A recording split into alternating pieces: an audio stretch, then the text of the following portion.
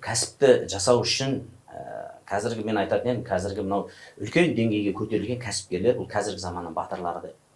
Өйткені кәсіпте бір үлкен нәтижеге шығу ол оңай емес. Әрине. Бір салада басында болады, бір кездейсоқтықтар болып қалуы мүмкін, бір сол заманның бір жаңағындай трендін ұстап алуы мүмкін. Бірақ білімнің аздығынан ол құлап кетуі мүмкін. Қаншама компаниялардың мені құлады, өзі банкротқа кеткен қаншама компаниям бар, Бірақ мәселе құлағанда емес, мәселе сенің тұрғаныңда.